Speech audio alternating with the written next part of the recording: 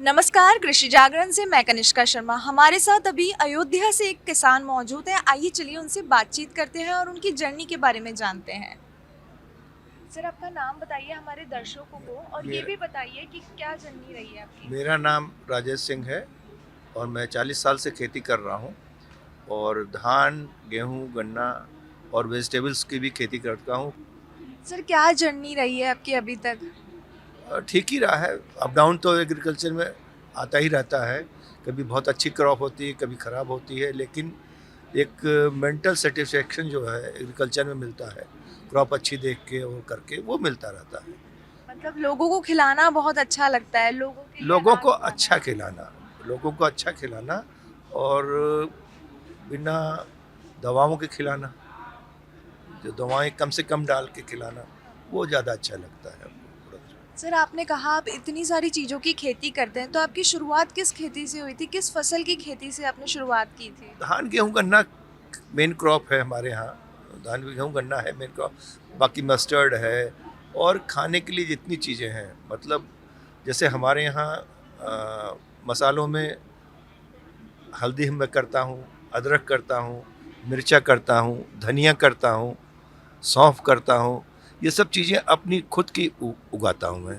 बस बाहर से बाज़ार से मुझको छोटी इलायची, बड़ी इलायची, काली मिर्च ये खरीदना पड़ता है। बाकी चीज़ें कोशिश करता हूँ कि खुद उगा लूँ, जीरा तक उगा लेता हूँ। सर, क्या सालाना लागत आ जाती है आपको और क्या मुनाफा पहले पड़ता है? पहले तो क्रॉप जैसे 1 रुपये हम लगाता था तो 4 रुपये मिलते थे।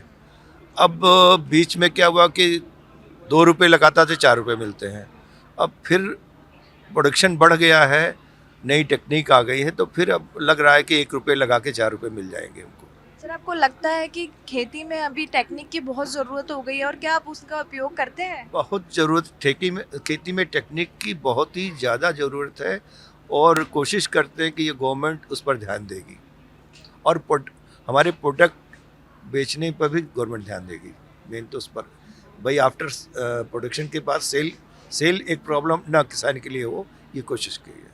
सर, आप 40 साल से कर रहे हैं, कभी थक गए हैं करते-करते कि अब नहीं हो रहा है या कुछ? नहीं, ऐसी कभी पोषण, क्योंकि मैं खेती नहीं करता हूँ, खेती को एंजॉय करता हूँ, इसलिए मैं कभी थकता नहीं खेती में। सर, जैसे आप एन्जॉय करते वैसे हमारे किसानों को और कुछ बताना चाहेंगे, कोई मैसेज देना चाहेंगे ताकि वो भी खेती को एन्जॉय कर सकें? कोशिश ये करें कि मेहनत पूरी करें और हर चीज़ टाइम से करें। खेती में टाइम का बहुत बड़ा मैनेजमेंट, टाइम मैनेजमेंट बहुत बड़ी चीज़ है जो हमारा किसान नहीं करता है, उससे वो घाटा उठाता है। और कैजुअल रूप में खेती न करें, उसको मेन मेन बिजनेस समझ के खेती करें। जिस दिन आप बिजनेस समझ के खेती करेंगे उस दिन आपको प्रॉफिट होने लगेगा। किसान भी किसी से कम नहीं है। हाँ, किसान किसी से कम नहीं है और इस देश को कोरोना काल में किसी ने आगे बढ़ाया तो किसान ने ही बढ़ाया है। किसान ने स- बनाया है। सब कुछ बंद हो चुका था, लेकिन खेती किसानी नहीं बंद हुई थी, जिससे ये देश पीछे नहीं हट पाया, हमेशा आगे रहा। सर, देश है तो किसान है और किसान है तो खेती और खेती है तो फसल है और फसल है तो हम हैं। बिल्कुल आपका कहना एकदम सही है और हम तो यही कहते हैं कि हमारा यूथ जो है, जो खेती से भाग रहा है, वो आए, खेती में आए और नए इनोवेशन से, नए मेहनत से, नई चीज़ों से खेती करें और ज़्यादा पैदा करें। सर, MO5 में आके कैसा लगा और अच्छा लग रहा है कि हमारे सर ने ये सोचा जी, किसानों के ये लिए। बहुत अच्छा प्रयास है और मैं इंडो अमेरिकन हाइब्रिड सीड्स की तरफ से आया हूँ।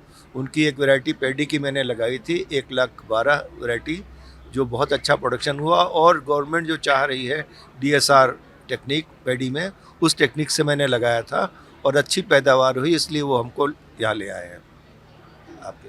थैंक यू सर, आप हमारे साथ यहाँ जुड़े और इस फंक्शन को और भी महत्वपूर्ण और अच्छा बनाया। Thank you sir.